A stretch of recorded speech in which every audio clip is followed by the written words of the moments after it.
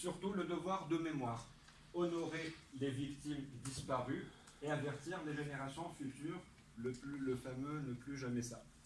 Mais face à cette nécessité et cette obligation, il y a une impossibilité, car tout témoignage est indicible.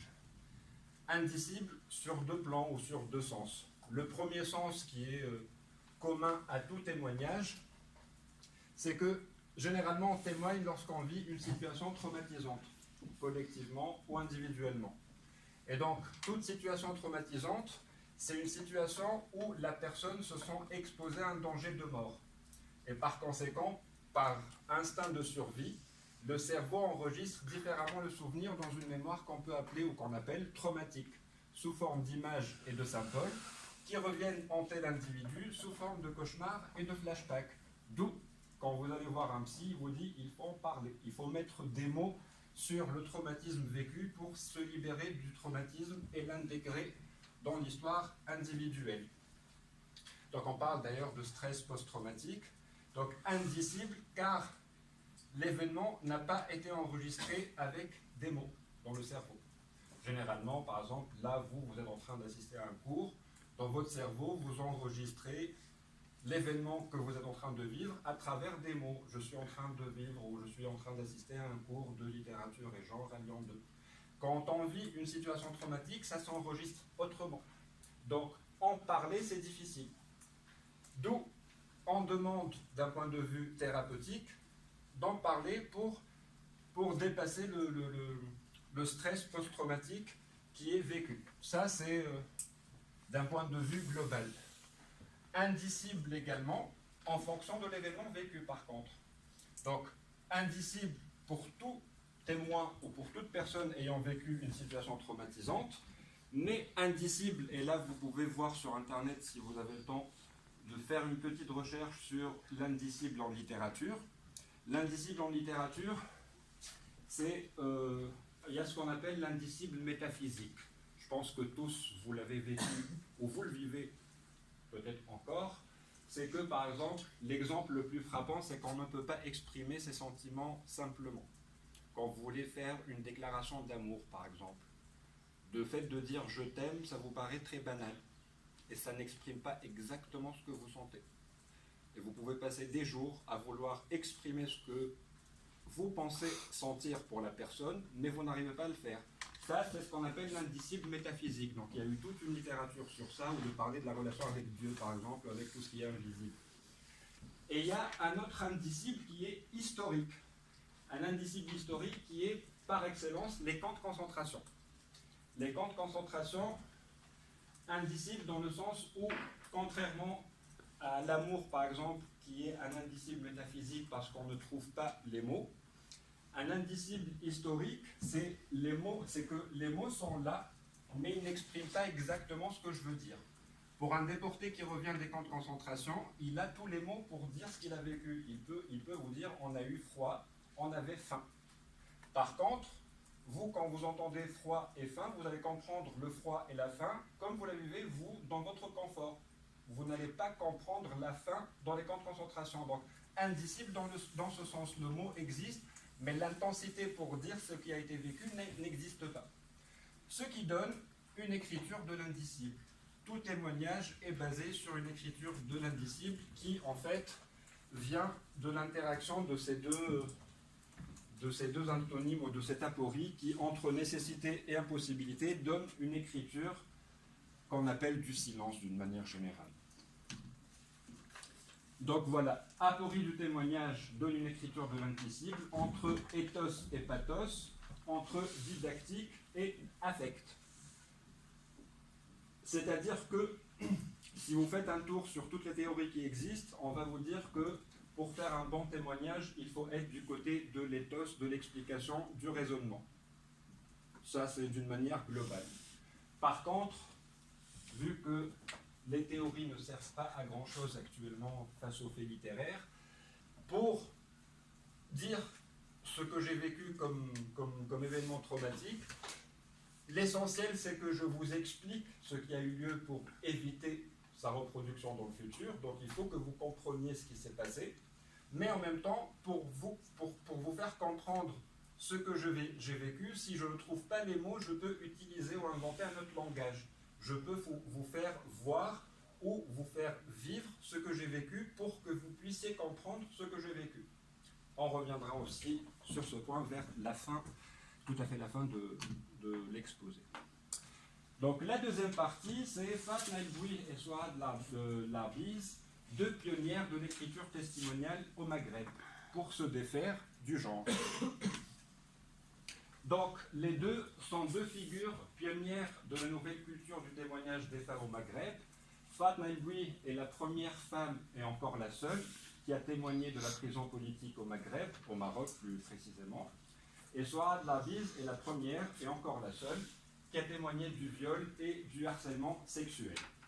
Donc, comme je vous ai dit tout à l'heure, c'est une nouvelle culture qui dépasse la fiction et l'implicite, qui ne fait pas que de dénoncer l'ordre du genre, mais qui, par le biais du témoignage, le subvertit et le déconstruit.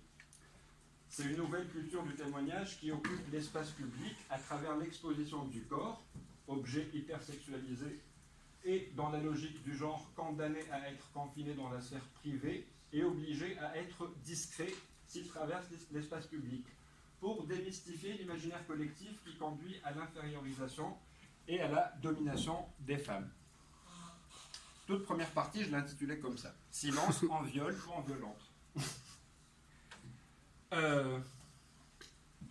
Prise de parole publique et témoignage au Maghreb. Témoigner du politique semble être une affaire d'hommes, ou exclusivement d'hommes, pas qu'au Maghreb. Même en France, par exemple, pour les témoignages des déportés des camps de concentration, on ne parle que des témoignages de Robert Antelme, de Primo Levi, par exemple. Qui connaît Charlotte Delbo? Charlotte Delbo, c'est une déportée qui a écrit 8 livres sur les camps de concentration, 8 fictions et témoignages. Mais personne ne la connaît d'ailleurs. Parce que témoigner d'une vérité historique, on l'entend plus ou on le prend plus venant d'un homme, parce que c'est l'homme qui gère tout ce qui est historique et tout ce qui est politique. Donc, au Maghreb, c'est pire, parce qu'il y a d'autres interdictions. Donc, on va prendre par exemple l'introduction de Fatma El Bouhi, de son témoignage. Elle dit « Au moment de m'interviewer sur la prison, Malek Malik me dit « Excusez-moi, j'ai réveillé vos souffrances. » Elle ne savait pas que par sa courageuse initiative, elle brisait le silence imposé à une voix différente des voix habituelles, simplement parce qu'elle était discordante et féminine. Donc, vous voyez très clairement l'opposition entre une voix différente qui est la sienne et une voix habituelle qui est celle des hommes. Donc, c'est une opposition entre un pluriel habituel et un singulier discordant, qui montre la disproportion de la prise de parole publique concernant l'événement carcéral au Maroc.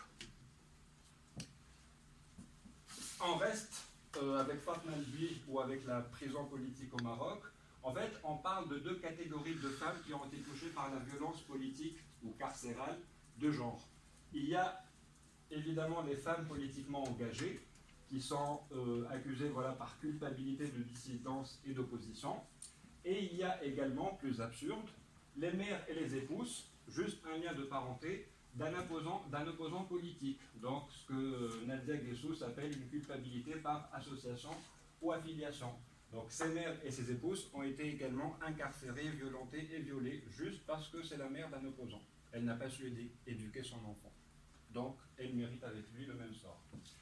La toute première question qu'on se pose, et d'ailleurs c'est la toute première question qu'on s'est posée avant de faire le mémoire de master en genre ici à Lyon, pourquoi elles n'ont pas témoigné? Vous pouvez vous dire que le nombre est inférieur. C'est pas vrai.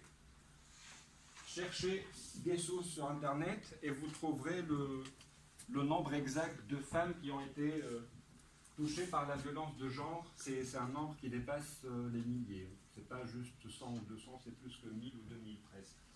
Donc pourquoi elles n'ont pas témoigné par l'écriture? Il y a plusieurs raisons. Pour la seconde catégorie, les mères et les épouses, la toute première raison, c'est qu'il y a un manque de scolarisation. Car, surtout après les indépendances, la question de la scolarisation des filles n'était pas très posée comme obligatoire. Maria Sharaf, qui a été incarcérée aussi au Maroc et qui a écrit un témoignage sur Internet, elle explique comme ça. L'homme est considéré comme un être supérieur, destiné à une vie active et apte à prendre les grandes décisions. Arrivé à l'âge de l'adolescence, les parents n'accordent plus en général un grand intérêt au succès scolaire de leur fille. Ils la préparent plutôt à devenir une épouse idéale. Donc à partir de 12-13 ans, tu n'as pas à faire des études parce que tu vas te marier bientôt. Donc apprends à faire la cuisine, à faire la vaisselle. Ça va te servir encore plus que savoir lire et écrire. D'ailleurs, c'est ce que dit Fatma El-Buid dans ses entretiens. Savoir lire et écrire est considéré comme un atout supplémentaire non nécessaire. Dans une interview en 2019 qui est passée à la chaîne, dans une chaîne marocaine, elle dit « Quand on était jeune, j'ai appris à être égal à mon frère. J'ai appris plutôt à être mieux que lui. En général, les filles ne terminaient pas leur scolarisation. Elles devaient se marier. Moi, à chaque année, je faisais tout pour avoir les meilleurs résultats afin que mon père ne m'oblige pas à rester. À l'ère collective, il y a ce qu'on appelle le habs al-rjal ou la prison est pour les hommes. La prison est pour les hommes, déjà, pendant la colonisation, faire de la prison, c'est un signe de bravoure et de courage, parce qu'on combat l'ennemi. Donc, si je combats l'ennemi, il m'emprisonne, je suis très courageux. Donc, être prisonnier est signe de virilité, et par raccourci, la résistance est un fait masculin. Donc, la prison est pour les hommes. Deuxième point, la prison est vue comme un lieu de délinquance et de criminalité. Et sur ce deuxième point, même Corinne Rostang, elle fait le même constat pour les prisons en France, dans les mentalités.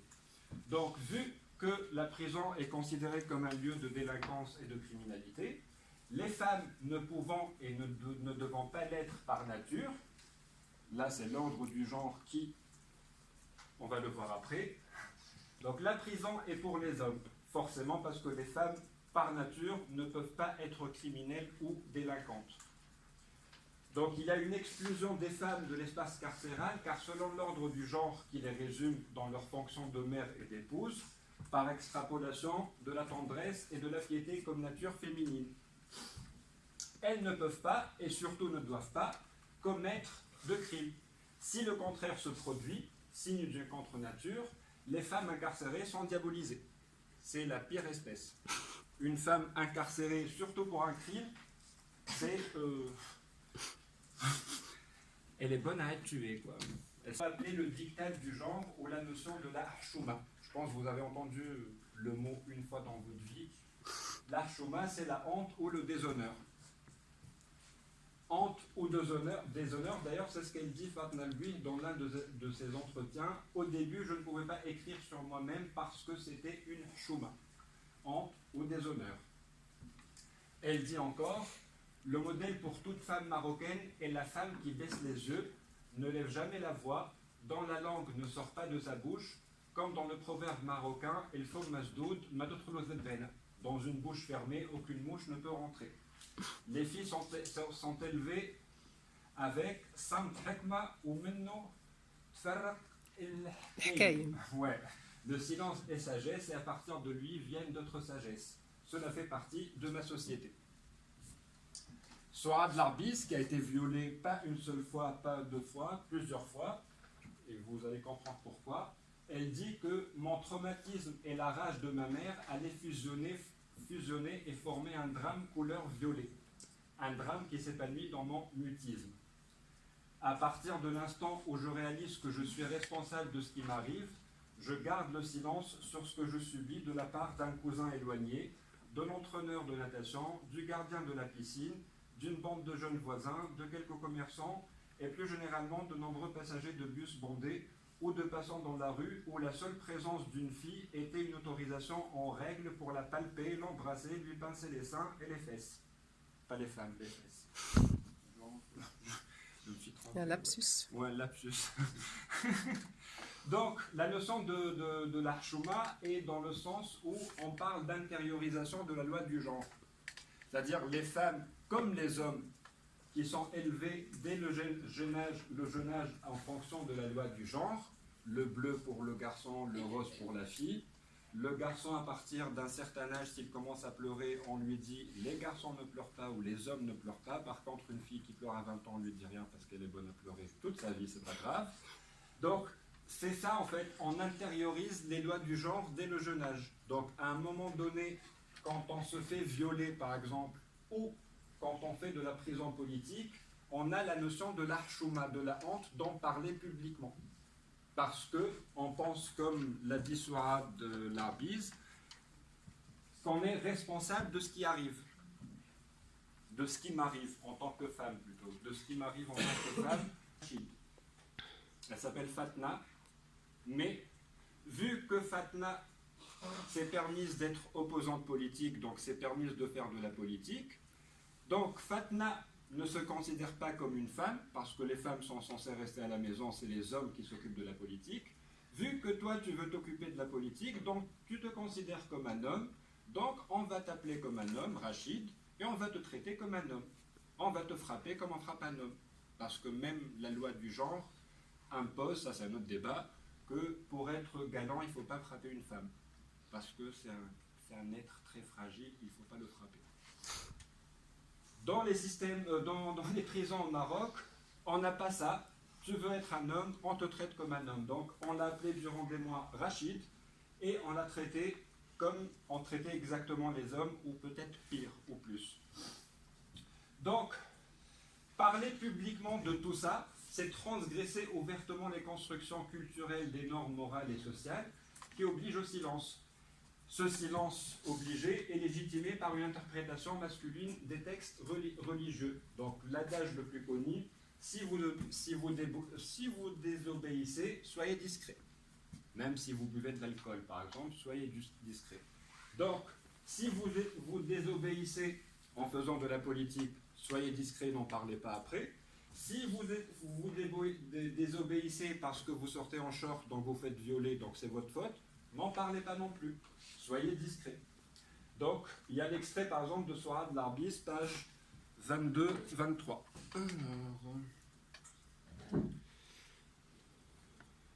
Ouais, voilà. C'est surtout ça. Le soir, j'avais oublié. Soudain, les accusations maternelles ont éclaté dans la pièce de vie. Elle ne s'adressait pas à moi. Sa voix excédée a fait trembler ma nuque. Je me suis figé, attentive à la nouvelle colère. Je jouais sous la table. Elle informait mon père qui rentrait du travail. Ta fille a suivi un homme. Il a failli l'exploser. Elle me communiquait son dégoût, mais je saisissais en même temps le motif de sa colère. J'étais à blâmer. Affligé, humilié d'entendre parler de moi en ma présence, comme si j'étais un objet. De nouveau, le sentiment d'injustice. Je découvrais dans ma chair la puissance verbale de ma mère, sa nuisance, sa capacité à convoquer le diable dans mon corps, de me maintenir les yeux ouverts sur ce qui s'est remis à me vriller à l'intérieur. Pourquoi exploser? Le terme en dialecte algérien, la fameuse langue maternelle, a produit une déflagration dans mon ventre. J'avais la nausée. En tunisien, par exemple, on dit « il l'a cassé ». Quand une fille perd sa virginité, c'est ce qu'on dit. Le mec l'a cassé. Donc je pense que ça explique que... Comment tu dis en tunisien? Kassara. Kassara. Il a explosé. Fataka. C'est comme si, voilà, en fait, elle ne sert à rien.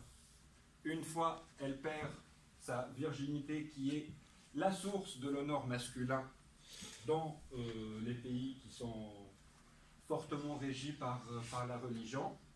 Donc, on utilise ce genre de terme. On l'a explosé, ou on l'a cassé, ou on l'a détruit. Détruit pour dire qu'elle ne sert plus à rien en tant que femme, parce qu'une femme, avant le mariage, doit garder sa virginité pour être une bonne femme, qui vient d'une bonne famille. Le père et la mère ont su faire, ou ont su éduquer leur fille qui arrive au mariage avec son hymen. Politique ou d'un viol n'est pas très facile pour une femme au Maghreb. Jusque-là, à cause de ce qu'on appelle les lois du genre ou de l'imaginaire collectif. Il y a quelque chose qui complique encore plus l'entreprise de témoigner au Maghreb. Tout le temps, le témoignage est lié à la notion de vérité et d'autorité. Catherine Pocchio, elle dit dans ce sens, le témoignage, structure discursive propre à l'échange social, est dès l'Antiquité devenu la pièce d'un dispositif d'autorité juridique, puis historiographique, faisant de lui, le témoin, une personne garante ou caution de vérité ou un document faisant preuve. Au Maghreb, l'islam joue un grand rôle légal et culturel. Et donc la notion du témoignage, qui est en arabe la shahada, est fixée par la jurisprudence musulmane, le fiqh, tout ce qui est interprétation du Coran et des discours du prophète, qui, suite à une lecture endocentrée du texte, rend le témoignage d'une femme inférieur à celui d'un homme. Faites-en témoigner par 2 témoins d'entre vos hommes, et à défaut de 2 hommes, un homme et 2 femmes d'entre ceux que vous agréez comme témoins. Le Coran, sourate 2, verset 282. Donc, d'un point de vue religieux, si une femme décide de témoigner, ça ne sert à rien parce qu'il faut 2 femmes pour établir la vérité. Déjà. Donc, témoigner de la prison politique ou témoigner d'un viol est en soi un acte subversif. C'est un acte de subversion, c'est un acte qui dépasse tout ce qui est interdiction imposée aux femmes.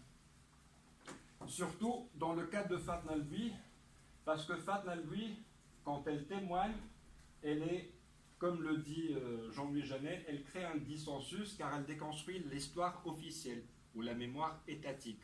C'est-à-dire elle se présente comme femme qui vient se présenter pour toute la société marocaine en leur disant « je vais vous donner une vérité historique qui concerne tout le pays ». À la limite, un viol, c'est un événement personnel. Ce n'est pas la même implication au niveau de la notion de vérité et d'autorité. Parce que la Fatna Al-Bui ou la prisonnière politique, elle remet en question tout un système politique, qui est le fait d'homme, de remettre en question. Finalement, elles ne sont pas censées témoigner, elles sont censées vivre l'événement et déprimer toute leur vie, sans plus. Donc le fait de témoigner, de dire ce qu'elles ont à dire, est déjà un acte qui subvertit l'ordre du genre du mouvement NAZ en Tunisie et Falgafna en Tunisie, qui reprennent la même stratégie de renverser l'ordre établi. Ça, c'est à la fac, à l'ENS de Tunis. Protégez vos filles et barrez, éduquez vos fils. C'est très simple. Elle n'est pas habillée comme une salope, tu penses juste comme un violeur. Le viol concerne la violence, pas le sexe. Si tu te prends un coup de pelle, t'appelles pas ça du jardinage.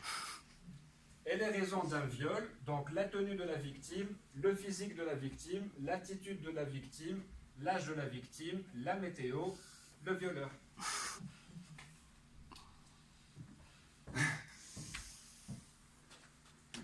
Et c'est tout. Il est quelle heure ?